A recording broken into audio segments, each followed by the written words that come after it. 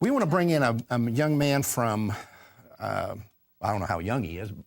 At my age, everybody seems pretty young, but from Ventura, California, who's kind of seen another aspect of this same mentality. His name's Todd Bullis, and he's joining us now from Ventura, California. Hello, Todd.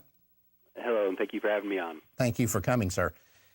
As I understand it now, you were at a church protesting the fact that the churches won't do anything about the abortion issue, and a police officer at that church turned a garden hose on you. Is that correct? Yeah, it was actually a little bit worse than that. What happened, and, on the surface, the story doesn't sound all that great, but, I have done my due diligence with the church, met with the church ahead of time. They knew I was coming. They knew I was going to be there.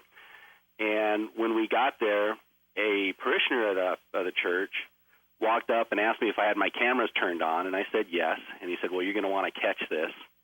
And then he proceeded to spray me in the eyes with vinegar, and then he got a water hose and sprayed me down while the church congregates watched. And come to find out, he was a off-duty police officer that is also a congregate of that church. So, and the police actually showed up while he was spraying me down. And I have about a 9-minute video of it, and the police officers saw it, and it was really an amazing morning. Now, this cop's name was John Hickson. Correct. And he's a member of this church.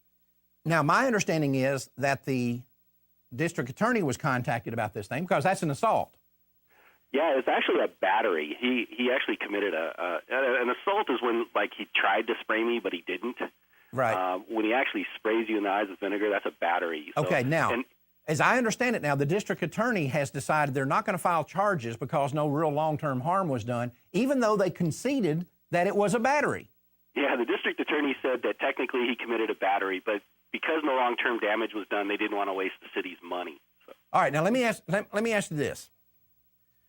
Are we now to conclude that, let's say this same police officer was to go to a home where somebody had been called for domestic violence or whatever, and somebody at that home sprayed him with a garden hose and with vinegar in his face, that the district attorney wouldn't do anything about that? Well, that's kind of how logic runs, but we all know that wouldn't be the case. If anything like that happened to somebody walking into church, we would get arrested.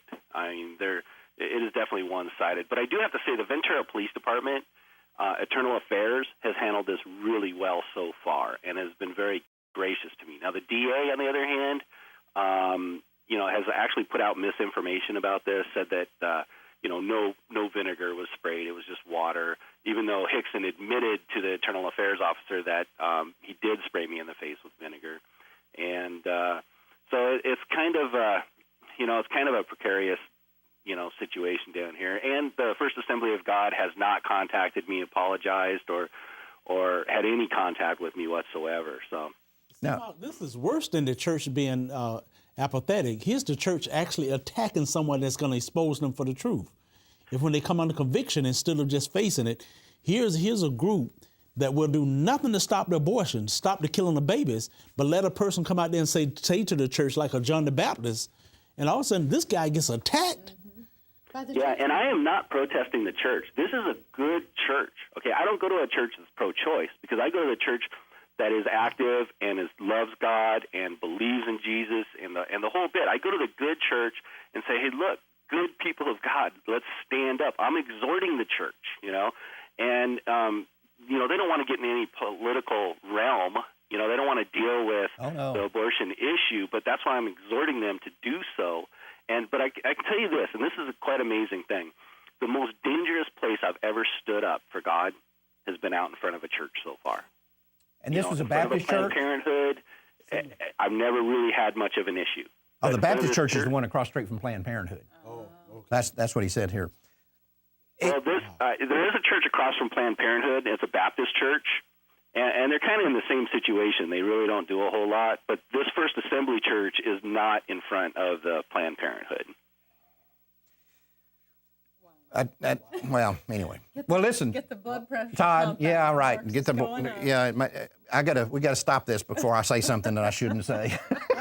But anyway, Todd, I hope you weren't permanently harmed from vinegar and water being sprayed on you. You sound like you're bounced back, but Yes. it's just an example. And I'll guarantee you, if this policeman went to a scene, was called to a scene, and somebody sprayed him with vinegar and with a garden hose, he'd be the first one saying, put this guy in jail. Yep. Right. The very first one. Right. Thanks for joining us, Todd. We appreciate it, sir. No problem. Thank you.